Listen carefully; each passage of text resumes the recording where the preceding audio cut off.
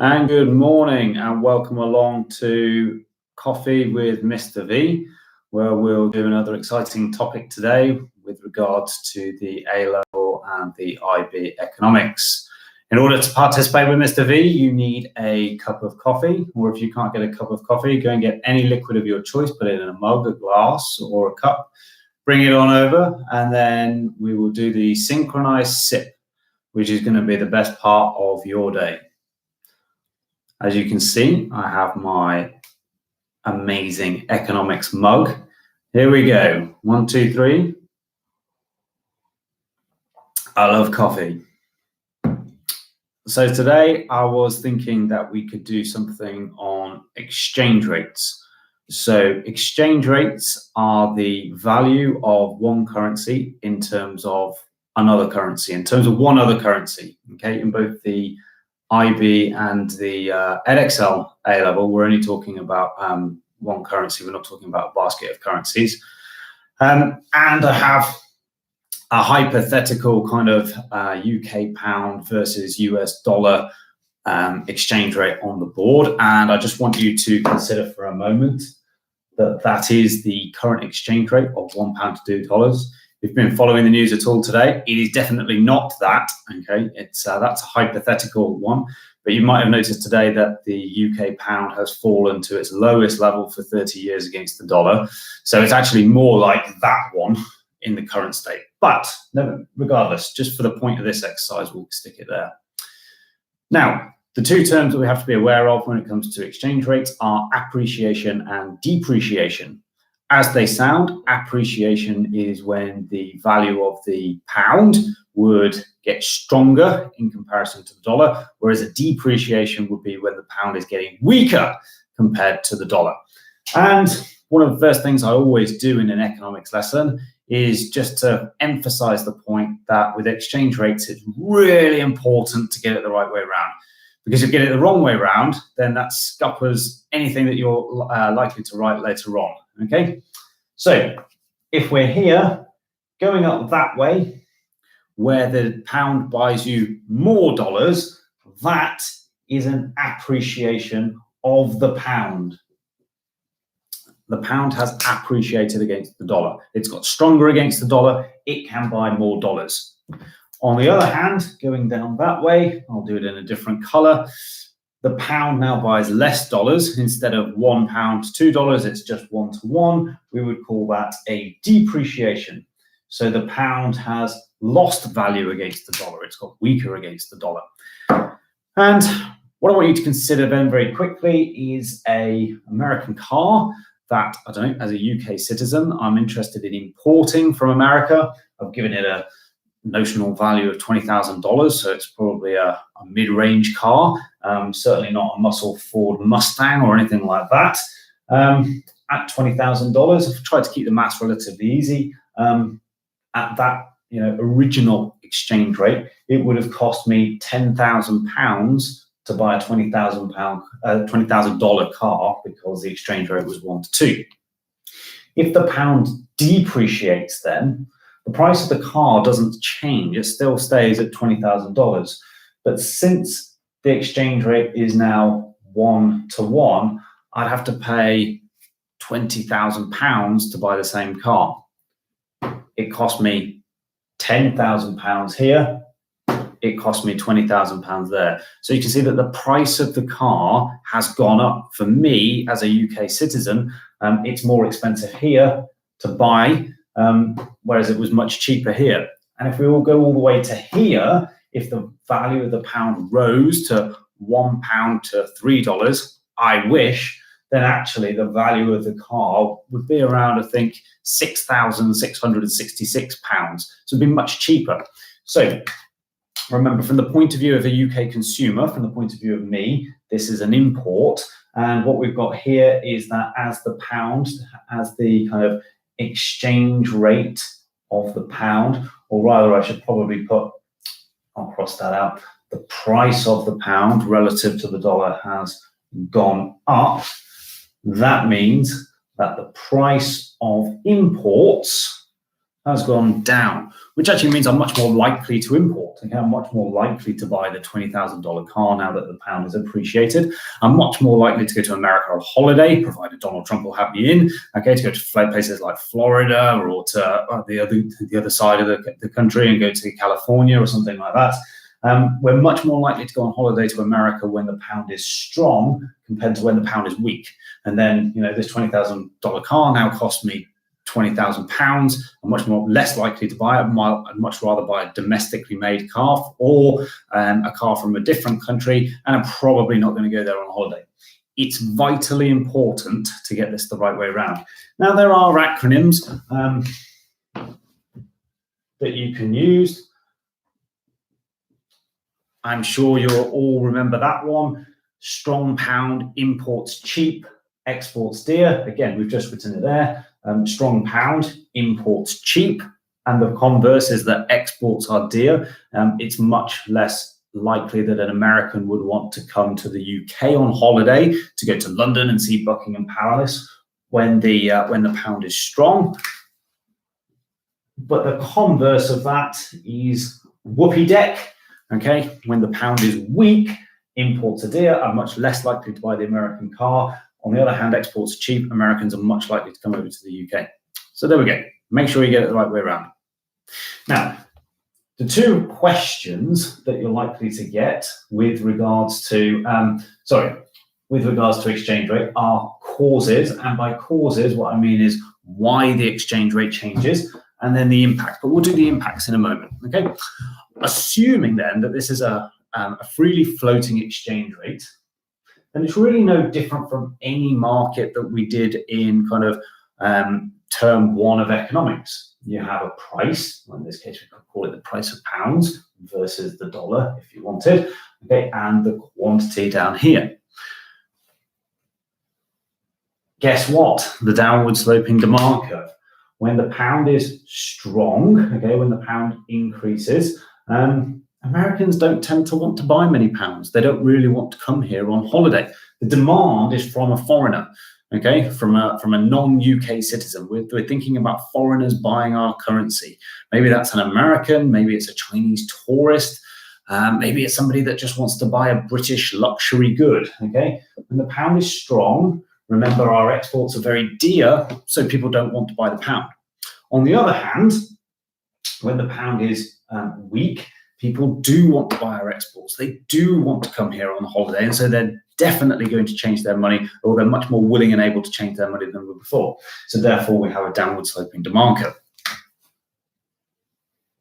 On the other side, we have an upward sloping supply curve, but I think it's much better to think of this S not for supply. It's not the money supply, and lots of students make that mistake quite frequently. It's not the money supply. That's something completely different.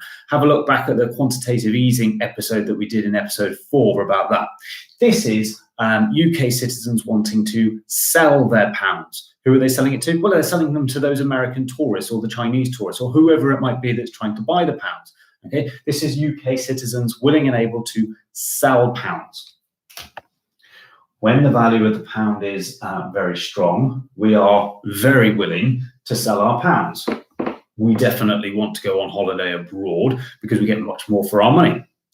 When the value of the pound is very weak, on the other hand, we're probably going to have a staycation at home and we won't be importing much stuff because it's likely to be relatively more expensive. The intersection then of these two lines gives you the equilibrium exchange rate, or in this case, E1. Let's say that it's the £1 to $2 ratio. So what causes the exchange rate to do? Well, basically then anything that shifts either demand or supply or both things, both lines, which would give you a new equilibrium. The classic ones are things like inflation. And by inflation, I mean domestic inflation. So if there's lots of domestic inflation in the UK, that would mean that exports are suddenly very dear, and therefore people are less likely to buy our exports and also probably we would be less willing to less willing to keep our money in a UK bank, and therefore more likely to take our money abroad. People don't like saving during times of high inflation because inflation erodes the value of saving. So I want to take my money abroad. I wouldn't want to keep it in a UK bank. So I'm more willing to sell my pounds. The supply curve shifts to the right, but American tourists don't want to buy my pounds because of inflation, because they don't want to buy UK exports, and therefore the demand falls that way. As you can see, this leads to E1 falling to E2, and that is a depreciation of the exchange rate. Excuse me whilst I just plug in the computer. Right, that should be fine now. Another classic one is interest rates. So I'll just redraw this very quickly. Apologies for the noises from my computer, but it should be fine now. Another one then is interest rates. Let's imagine that interest rates go up. I know it's hard to imagine at the moment. Again, if you've been following the news today, the Bank of England has reduced interest rates for the second time in a week, reducing it from 0.25 now to 0.1, the lowest interest rate that the UK has ever had in history ever. You are living in an anomaly at the moment, all right? But let's say, for example, interest rates go up. That would mean actually that Americans are much more likely to bring their money into the UK to save in UK banks. The reward for saving is much greater. Demand shifts to the right. And I, as a UK citizen and as a UK saver, would be much less willing to sell my pounds and take them overseas because I'm getting such a good rate at home. So the supply curve shifts that way. And as a result of both of those movements then, we've gone from the original equilibrium of E1 up to E2. We've had an appreciation of the UK pound against the dollar. There are other ones like business confidence. So after Brexit vote, demand for pounds went down and therefore there was a depreciation. And that's happening again at the moment with coronavirus, that actually people are definitely kind of delaying their investments into the UK. So they're not buying pounds. And again, that's led to a depreciation of the pound today. So there are lots of things that affect the price, just like there are in any market. You know, there's not an exhaustive list here. There are lots and lots of other factors that can cause the exchange rate to go down or up. So that's the first question that you can get. The second question then is about the impact. So if there is an appreciation or indeed a depreciation, then how does that affect the macroeconomy, the macro objectives, and the ADAS diagram? This is really where it is good and very helpful to remember those acronyms, or just to make sure that you get this the right way round. For a depreciation then,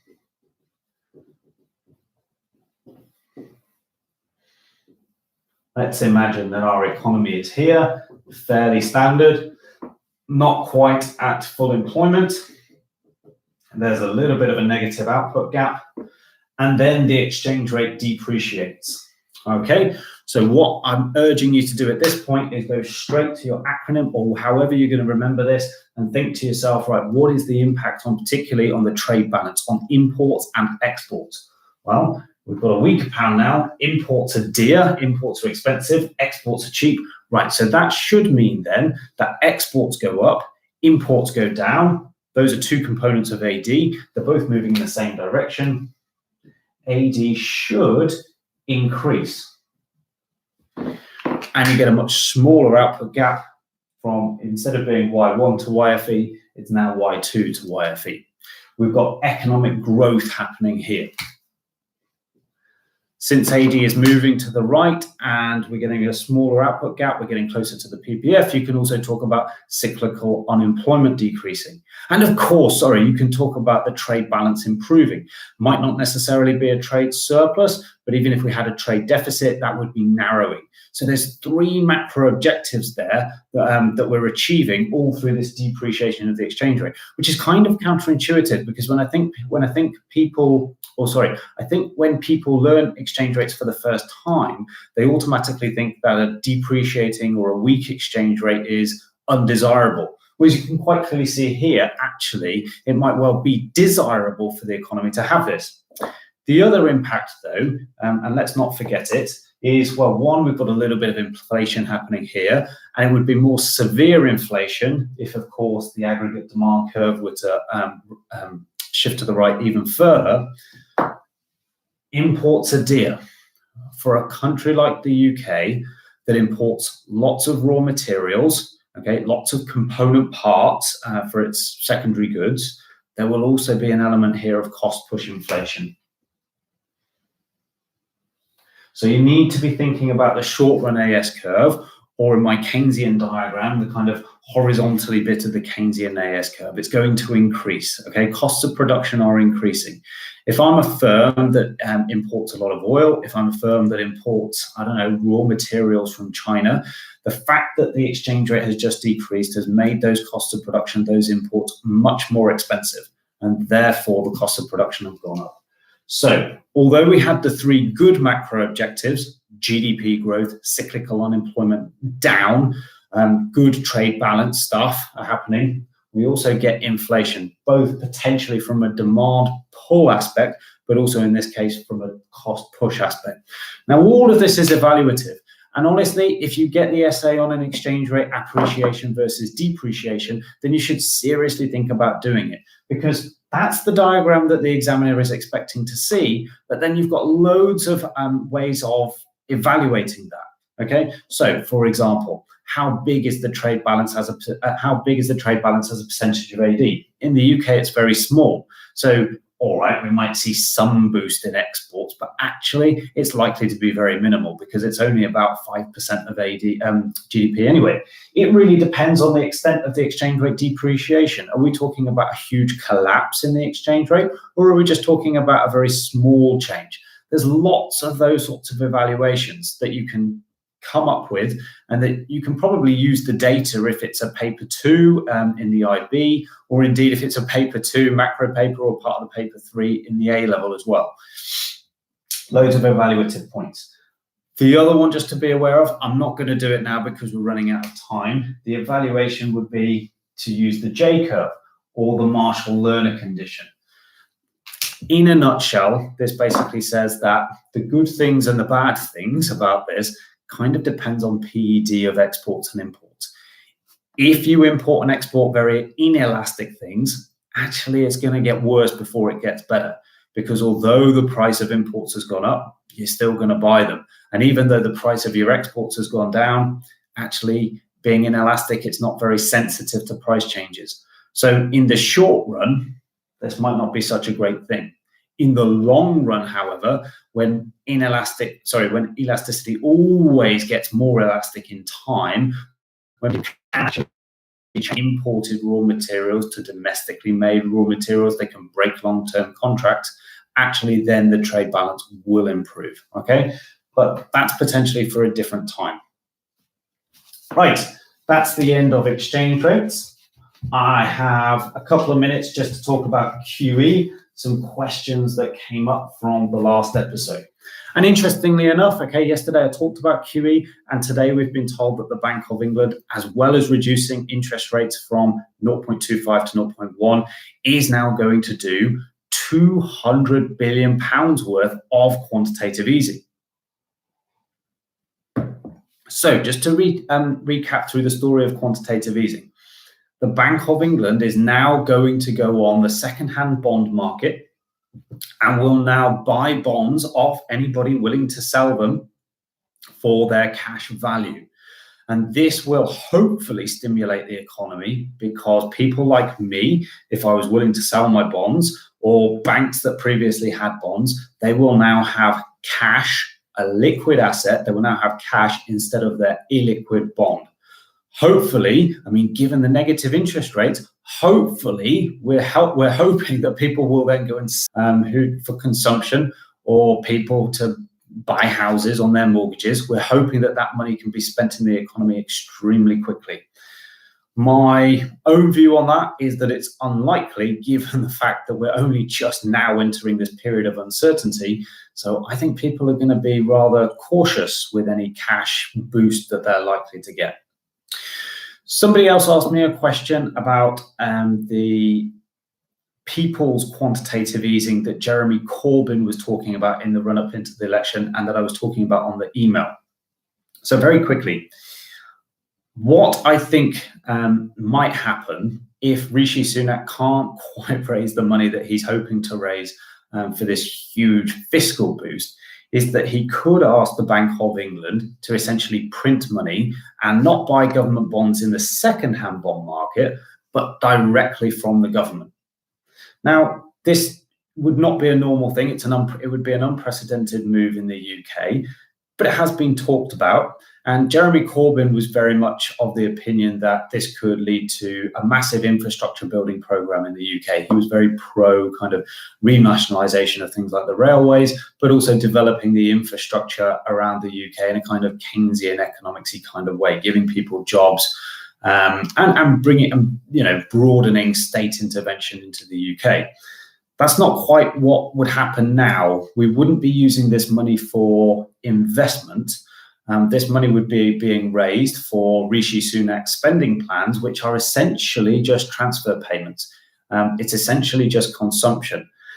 And because it's being used for consumption rather than investment, then I think there is a worry about inflation happening. And if you go back to episode 3, you could also see how a classical economist might evaluate all of this, because ultimately their view of the world is the self-stabilization mechanism by which when AD increases, that sets off a wage price spiral so that costs of production rise and we get back to full employment, albeit at a much higher inflation rate. If we were talking about quantitative easing kind of 12 months ago, I think there were some very interesting discussions about QE. So you could do the Jeremy Corbyn People's QE plan, or there was lots of talk about green QE. Could the Bank of England print money and then kind of start buying government bonds, but only for green investment projects? So a kind of, a national bank in a way, a national development bank in a way that was only really channeling money for green activity. Clearly, though, the way that the world has gone, this will now absolutely be put on the back burner. And as I say, the thing that we're considering now is, or I'm sure it will be considered at some point, is whether or not the Bank of England directly wants to fund government spending from the source, rather than just changing the liquidity in the market that's already in there, that's already baked into the economy. Are we going to help the government actually raise the funds by printing money? The precedents for that are not good. Think about hyperinflation in Germany, think about hyperinflation in Zimbabwe. But depending on the depth of this recession to be, maybe it's a strategy that the new governor of the Bank of England wants to try. Anyway, I'm going to stop talking now. Thank you for joining me again. Stay safe and take care of yourselves.